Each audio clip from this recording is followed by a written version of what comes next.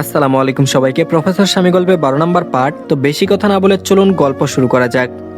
দুপুরে সবাই মিলে একসাথে খেতে বসেছে। আগুনের ফ্ল্যাটে ডাইনিং টেবিলটা বেশ ভালোই বড়, 6 জনের জন্য পারফেক্ট। আগুন ভীষণ তৃপ্তি করে খাচ্ছে। মায়ের হাতে রান্না তার বরাবরই পছন্দের। রাশেদ আসার পর আগুনের সাথে তেমন কথা বলেননি। যতটুকু বলেছেন সবাই মমের ব্যাপারে, তবে ছেলের প্রতি তিনি খুশি। মম কোনো অভিযোগ করেনি, উল্টো আগুন যে কতটা যত্নশীল সেটা জানিয়েছে। যত্নশীলের কথাটা অবশ্য মিনার থেকে জানতে পেরেছে। তার মানে আগুন মমকে ভালো রাখার চেষ্টা করছে। বিষয়টিতে তিনি চরম আপ্লুত। খাওয়া শেষ করে রাশেদ রুমে চলে গেলেন। মিনা সবকিছু গুছিয়ে তিনিও চলে গেলেন। ময়ূরী মোমের সাথে আগুনের রুমে আসলো। বসে বসে গল্পগুজব করছে। আগুন আইমান দুজনে ড্রয়িং রুমে বসা। মোটা একটা বই নিয়ে আগুন সোফায় বসলো। মনোযোগ দিয়ে একের পর এক পৃষ্ঠা উল্টে কিছু খুঁজছে। টিভিতে দুপুরের নিউজ চলছে। আইমানের রাগ হচ্ছে, খাওয়ার পর কেউ নিউজ দেখে? কোথায় ভালো দেখে একটা রোমান্টিক ইংলিশ মুভি দেখবে, সেটা থেকে আইডিয়া নিয়ে বউয়ের সাথে রোমান্স করবে, তা না করে খবর দেখছে। এরকম নিরামিষ মার্কা জামাই হলে বউ 4 দিনও টিকবে না। কিন্তু আইমান এটা কখনোই হতে দিবে না। এমনিতেই বউ ছাড়া এতিম হয়ে আছে, বউকে কোনো অভিযোগ করার সুযোগই দিবে না। সারাক্ষণ আদরের উপর রাখবে। এত আদর করবে যেন পাশের বাসার আন্টিরা ওর বউকে দেখে হিংসা করেন, আর বলবে, ইস আমার স্বামী যদি আইমানের মতো হতো। ব্রো একটা কথা বলার ছিল। আগুন বইয়ের পাতায় নজর রেখে জবাব দিল, বল। আইমান বলল, বলছিলাম কি, তুমি যদি আমাকে হেল্প করো তাহলে আমিও তোমাকে হেল্প করব। ঠাস করে বই বন্ধ করে ভ্রুকুচকে আইমানের দিকে তীক্ষ্ণ দৃষ্টিতে তাকাই। ভাইয়ের চাউনি দেখে আইমান ভরকে গেল। ব্যগ্র কণ্ঠে বলল, এভাবে তাকিও না, আমার লজ্জা লাগে। এরকম চাউনিতে ভাবিকে দেখো, আমাকে না। আগুন চোয়াল শক্ত করে দাঁতে দাঁত চেপে বলল, ফাজলামি বাদ দিয়ে যা বলার সরাসরি বল, মেজাজ খারাপ করবি না। আইমান শুকনো ডুব গিলে আমতামতা করে বলে উঠলো, রেগে যাচ্ছ কেন? একদম ধমকাবে না, ধমক দিলে বলবো না। আগুন বলল, তোর সব ফালতু কথা শোনার সময় নেই। আইমান বাঁকা হেসে জবাব দিল, শুনবে না ভালো কথা, দেখো পরে আবার আফসোস করো না।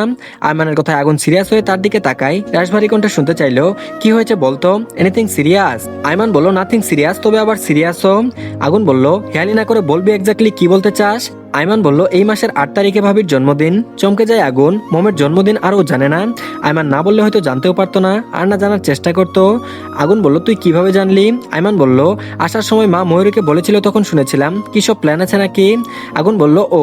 খেপে উঠলো আইমান, চাপা রাগ দেখিয়ে বলল, ওহ মানে কি, তুই ভাবিকে সারপ্রাইজ দিবি না? আগুন ভাবলেশীন ভাবে বলল, সারপ্রাইজ দেওয়ার কি আছে? যাকগে, এবার বল তোর কি হেল্প চাই? আইমান বলল, সময় আসুক তখন বলবো, এটুকু বলতে পারি মেয়ে ঘটিত ব্যাপার। আগুন চোখ রাঙিয়ে তাকাই, কিছু করা কথা শোনাতে চেয়েও শোনালো না। আগুনের মস্তিষ্কের ভেতরে এখন মমের জন্মদিনের তারিখ ঘুরছে। আর এদিকে বিকেলে সবাই চলে গিয়েছে আগুনের ফ্ল্যাট থেকে। মম থাকতে বলেছিল, মিনা না করে দিয়েছেন। মানুষ 6 জন, রুম 2টা। একটাতে আগুন মম থাকলে অন্যটিতে মিনা রাশেদ, বাকি রইল ড্রয়িং রুম। সেখানে ময়ূরী আইমান অ্যাডজাস্ট করে কিভাবে থাকবে? সত্যি বলতে মিনার থাকতে ইচ্ছে করছিল, কিন্তু রাশেদের কথা আর কিছু বলতে পারিনি। অন্ধকারাচ্ছন্ন রাত, আর সকালে চাঁদের দেখা নেই। চারপাশে ঘুটঘুটে অন্ধকার ছেয়ে আছে। বাইরে জোরে বাতাস বইছে। বারান্দার দরজা খোলা, সেখান থেকে সনসন করে বাতাস রুমের মধ্যে প্রবেশ করছে। মম গুটি গুটি পায়ে পেটের উপর বালিশ চেপে বিছানায় বসে আছে। আগুন কিছু কাগজপত্রে একটা ফাইল গুছিয়ে রেখে বারান্দার দরজা আটকে বিছানায় এসে বসেছে। আগুনকে দেখে মম নড়চড়ে বসলো। আগুন ভ্রুকুচকে চেয়ে আছে, গম্ভীর কণ্ঠে বলল, কিছু বলবে? মম যেন আগুনের কথার অপেক্ষাতেই ছিল। হাস্যোজ্জ্বল মুখে বলল, আজকে সময়টা অনেক ভালো কেটেছে, সবাই মিলে কত মজা হলো বলুন। আগুন বলল, তুমি খুশি? মম অধরে হাসি বজায় রেখে উত্তর দেয়, খুব খুশি। আগুন বলল, কিন্তু আমি খুশি না। মমের হাসি মুছে গেল। মায়া ভরা নয়নে চেয়ে বলল, কেন? আগুন বলল, আমি পাশে বসাতে তুমি দূরে সরে গিয়েছিলে কেন? মম মুখ কালো করে বলল, দূরে কোথায় সরেছি? তখন তো আমি আপনাকে জায়গা করে দিয়েছি, নড়েচড়ে বসলাম। আগুন বলল, আচ্ছা তাহলে এখন আরেকটু কাছে ঘেসে বসি। মম মাথা নেড়ে সাই জানাই। আগুন সত্যি সত্যি একদম মমের শরীর ঘেসে লেগে বসে পড়লো। আগুনের সংস্পর্শে মমের শরীর ঝাঁকুনি দিয়ে উঠলো। আগুন মমের তুলতুলে নরম একটা হাত নিজে শক্ত হাতের মুঠোয় নিয়ে নিরেট ছড়ে বলে উঠলো, মম মনে করো আমি তোমাকে কোনো সারপ্রাইজ দিলাম, তো তুমি এর বিনিময়ে আমাকে কি দিবে? মম গুমরা মুখে চঞ্চল কণ্ঠে বলল, আপনি সবসময় দেয়া নেওয়ার কথা কেন বলেন? কিছু হলেই আমি কি পাবো, আমাকে কি দিবে বিনিময় ছাড়া কি আপনি কিছু বুঝেন না? আগুনের মেজাজ খারাপ হলো। গম্ভীর কণ্ঠে বলল, এটা সবার ক্ষেত্রে না, এই বিনিময়ের ব্যাপারটা শুধু তোমার ক্ষেত্রে প্রযোজ্য। তোমাকে আমি কোনো কিছুই ফ্রিতে দিব না। তোমাকে কোনো জিনিস দিলে সেটার বিনিময়ে তোমাকেও আমার অন্য কিছু দিতে হবে। মম অবুঝের মতো প্রশ্ন করলো, কি দিব? আগুন ফট করে নিজের হাতের মধ্যে রাখা মমের হাতটা উঠিয়ে হাতের উল্টো পিঠে ঠুট ছুঁয়ে দেয়। মম হক চুকিয়ে যায়। আগুন তার বলিষ্ঠ এক হাত বাড়িয়ে মমের মসৃণ কোমর চেপে নিজেকে আরো কাছে নিয়ে আসে। কপালে কপাল ঠেকিয়ে নেশাক্ত গলায় বলল, এমন কিছু যেটা তোমার আমার মধ্যকার সম্পর্কের সকল দূরত্ব ঘুচিয়ে দেবে। দুজনের তপ্ত নিঃশ্বাস খুব কাছে থেকে শোনা যাবে। আমি চাইবো তুমি নিজে থেকে বুঝো, জানো, কিন্তু আমি তো কখনো তোমাকে মুখ ফুটে তা বলতে পারবো না। তবে সেটা তোমাকে অনুভব করানোর চেষ্টা করতে পারবো। হৃদয় নিংড়ানো মনের গহীনে প্রেমময় উৎস উত্তাপে ঝলসে দিতে পারবো। মধ্যরাতে সবকিছু যেমন নিস্তব্ধতায় ছেয়ে থাকে, ঠিক তেমনি বদ্ধকক্ষে দুজন নরনারীর শ্বাস প্রশ্বাস ব্যতীত আর কিছুই শোনা যাচ্ছে না। আগুনের এমন হুট করে কাছে আসায় মোমের ছোট্ট সত্তা কেঁপে উঠল, গলা শুকিয়ে আসছে, বুকের ভেতর হৃৎপিণ্ডটা বেরিয়ে আসতে যাচ্ছে, হাত পায়ে মৃদু কম্পনের সৃষ্টি হয়েছে। আগুনের শক্ত হাতের মতো থাকা মোমের নরম হাতের সেই কম্পন টের পায় সে। আগুনের চোখ দুটো বন্ধ ছিল, চোখ খুলে তড়িৎ বেগে মোমের থেকে ছিটকে দূরে সরে যায়। পুনরায় চোখ বুজে জোরে জোরে শ্বাস টেনে নিজেকে শান্ত করার চেষ্টা করে। মোমের শরীর এখনো কাঁপছে, আগুনের বলা এক একটি শব্দের বাক্য তীরের মতো করে ছুটে গিয়ে তার হৃদয়ে আঘাত এনেছে। মোম অবুঝ নয়, আগুনের বলা প্রত্যেকটি বাক্য সে গভীরভাবে উপলব্ধি করেছে। গ্রামে থাকতে পাশের বাড়ির ভাবি, নিজের বিবাহিত বান্ধবী, দাদি, নানি সবার কাছ থেকে খুব ভালোভাবে জানতে পেরেছিল স্বামী স্ত্রীর সম্পর্ক কেমন হয়। এসব কিছু জানা সত্ত্বেও মনের মধ্যে ভয় কাজ করছে। কেন হচ্ছে সেটা বুঝতে পারছে না। আগুন মনে মনে অনুতপ্ত। এক্ষুনি কি করতে যাচ্ছিল ও? মোমের পারমিশন ছাড়া তার এতটা কাছে যাওয়া উচিত হয়নি। মোমের নিশ্চয়ই অস্বস্তি হচ্ছে। আগুন অপরাধী গলায় বলল, সরি মম, কিছু মনে করো না, আর এরকম হবে না। মম চকিতে তাকালো, ফ্রুকুচকে চেয়ে বলল, ক্ষমা কেন চাচ্ছেন আপনি? ক্ষমা চাওয়ার মতো তো কিছু হয়নি। আগুন অবাক হয়ে জানতে চাইলো, তুমি রাগ করনি? মম সরল গলায় জবাব দিল, না তো, রাগ কেন করব? আগুন সন্দেহে কণ্ঠে বলল, তখন ওইভাবে কাছে যাওয়াই তোমার খারাপ লাগেনি? এ কথায় মমের ভীষণ লজ্জা লাগলো। মাথা নিচু করে মিনমিন করে বলল, খারাপ লাগেনি, তবে কিছুটা ভয় করছিল। আগুন ফুস করে তপ্ত নিঃশ্বাস ছেড়ে হতাশ কণ্ঠে বলল, আবার ভয়? মম গুমরা মুখে বসে রইল, কিছু বলল না। আগুন নিজেই বলল, বাদ দেও এই টপিক, মুখ ফুলিয়ে বসে থেকো না, ঘুমিয়ে পড়ো। মম চোখ তুলে আগুনকে একবার দেখে নিল, তারপর বালিশ ঠিক করে নিজের বরাদ্দকৃত জায়গার ওদিকে মুখ করে ঠাস করে শুয়ে পড়ল। কোনো কারণ ছাড়াই মমের মনটা খারাপ হয়ে গেল। মম ভাবছে তখনকার বিষয়টা নিয়ে আগুন মনে মনে কষ্ট পাচ্ছে, মমকে বুঝতে দিতে চাচ্ছে না। কিন্তু মম তো সত্যিই কিছু মনে করেনি। মমের এমন আচরণে আগুনের ললাটে ভাঁজ পড়ল। আগুন হাত বাড়িয়ে মমের কাঁধ স্পর্শ করে নিজের দিকে ফেরালো। মম মুখ কালো করে অন্যদিকে চেয়ে আছে। আগুন ভরাট কণ্ঠে বলল, সমস্যা কি? মুখটা এমন পেঁচার মতো করে রেখেছো কেন? মম জিভ দিয়ে ঠোঁট ভিজিয়ে নিয়ে ব্যগ্র কণ্ঠে বলল, আমার তো কোনো সমস্যা নেই, মনে তো হচ্ছে আপনার সমস্যা। আগুন ভ্রুকুচকে গম্ভীর কণ্ঠে বলল, আমার আবার কি সমস্যা হবে? মম বলল, সমস্যা না হলে আপনি আমার সাথে এভাবে কথা বলছেন কেন? আগুন বলল, আশ্চর্য, কিভাবে কথা বলছি?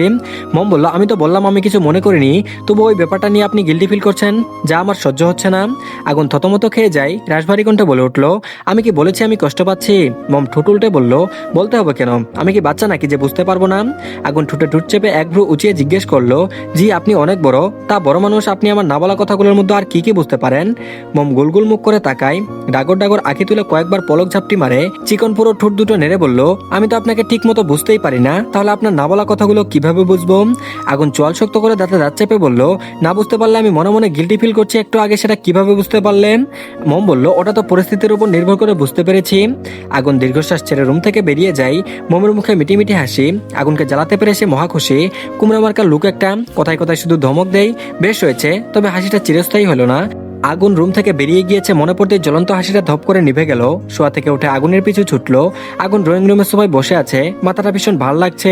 জীবনে কোথা থেকে কি হচ্ছে কিছুই বোধগম্য হচ্ছে না। চারপাশে সবকিছু বিরক্ত লাগছে। ইচ্ছে করছে নিরিবিলি কোথাও গিয়ে বসে থাকতে, কিছুটা সময় একাকিত্ব ভাবে কাটাতে ইচ্ছে করছে। মম আগুনকে খুঁজতে খুঁজতে ড্রয়িং রুমে এসে হাজির হয়। গুটি গুটি পায়ে এগিয়ে যায় আগুনের নিকট। আগুনের দৃষ্টি ফ্লোরে নিমজ্জিত। মম গিয়ে আগুনের পাশে বসলো, শুকনো মুখ গিলে মিনমিন করে বলল, কি হয়েছে, চলে আসলেন যে, ঘুমাবেন না? আগুন চোখ তুলে তাকায় মমের দিকে। মম মাথা নিচু করে নিল। আগুন দৃষ্টি ফিরিয়ে নেয়, জানলার পর্দার দিকে চেয়ে শান্ত কণ্ঠে বলল, তুমি আবার উঠে এসেছো কেন? যাও গিয়ে ঘুমিয়ে পড়ো। মম বলল, আপনি আসবেন না? আগুন বলল, আমি আসছি একটু পরে, তুমি যাও। মম গেল না, তাই বসে রইল। অজন্তীর চোখ দুটো জলে ভরে উঠেছে। সবকিছু অগোছালো মনে হচ্ছে, কেমন শ্বাসরুদ্ধ অনুভূতি হচ্ছে। কাঁদো কাঁদো গলায় বলল, আপনি কি আমার উপর বিরক্ত? আমার কোনো কথাই কষ্ট পেয়েছেন কি? কি করেছি বলুন না? এমন চুপচাপ বসে আছেন কেন? মমের আকস্মিক কান্নায় আগুন হতভম্ব হয়ে গেল। ললাটে প্রগাঢ় ভাঁজ পড়ল। ভ্রুকুচকে শান্ত দৃষ্টিতে তাকিয়ে আছে। তীক্ষ্ণ দৃষ্টিতে চেয়ে মমের আপমদস্তক পর্যবেক্ষণ করলো। ফুস করে নিঃশ্বাস ছেড়ে ভারী গলায় বলল, আমি ঠিক আছি, তোমার উপর কোনো বিরক্ত হয়নি। অল্পতেই ভয় পাওয়া, কান্না করা এরকম ছিচা কাঁদনে বউ আমার পছন্দ নয়।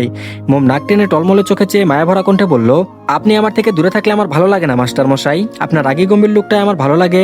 আপনাকে জ্বালালে আপনি বরং আমাকে বকুনি দিয়েন, তবুও রাগ করে থাকবেন না। মমের কথায় কথায় আগুন আশ্চর্য হয়ে গিয়েছে। কাকে বোঝালো এতক্ষণ? রেগে যাওয়ার প্রশ্ন কোথা থেকে আসছে? আগুন চোয়াল শক্ত করে গম্ভীর কণ্ঠে বলে উঠল, আচ্ছা একটা কথা বলো তো, তোমার সমস্যা কি? আমি রুম থেকে চলে আসাই নাকি তখন ওইভাবে রিয়াক্ট করাই? মম গুমরা মুখে উত্তর দিল, আপনি চলে আসাই। আমি জানি আমার কথাতেই তখন ওইভাবে চলে এসেছেন। আগুন মৃদু হাসলো, দৃঢ় চোখে তাকিয়ে গমগম স্বরে বলল, বড় মানুষ, এখন চলুন ঘুমাতে হবে। হবে, বড় মানুষের সাথে তর্ক করে লাভ নেই বলে আগুন বেডরুমের দিকে হাঁটা ধরলো। এভাবে বারবার বড় মানুষ বলে কি মমকে অপমান করলো। মম গাল ফুলিয়ে আগুনের পিছু পিছু চললো। আগুন বিছানায় গিয়ে শটান হয়ে শুয়ে পড়লো, এক হাত কপালে ঠেকালো, ডিম লাইট জ্বালালো। মম এসে লাইট বন্ধ করে দেয়। মম এতদিনে জেনে গিয়েছে আগুন লাইটের আলোয় ঘুমাতে পারে না। বাইরে থেকে অল্প আলো খোলা জানলা দিয়ে রুমে প্রবেশ করছে। আবছা আলোয় পা চালিয়ে মম বিছানায় এসে শুয়ে পড়ে। মমের ঘুম আসছে না, এপাশ ওপাশ করছে। তখনই আগুনের গম্ভীর কণ্ঠ ভেসে আসে, বুকে ঘুমাবে। মম দ্বিধা করলো না, তড়িৎ বেগে ছোট্ট মাথাটা এলিয়ে দিল পুরুষালী প্রশস্ত বুকে। আগুন এক হাত বাড়িয়ে আগলে নিল সহধর্মিনীকে। মমও এক হাত দিয়ে আগুনকে জড়িয়ে ধরলো। তো ধন্যবাদ সবাইকে। এই পার্টটি এই পর্যন্তই, পরবর্তী পার্টও দিয়ে দেওয়া হয়েছে। কমেন্ট বক্সে আর ডিসক্রিপশন বক্সে লিঙ্ক পেয়ে যাবেন। তো সবাই দেখে নেবেন আর চ্যানেলটিকে প্লিজ সাবস্ক্রাইব করে দিন। আর ভালো থাকবেন সবাই, আল্লাহ হাফেজ।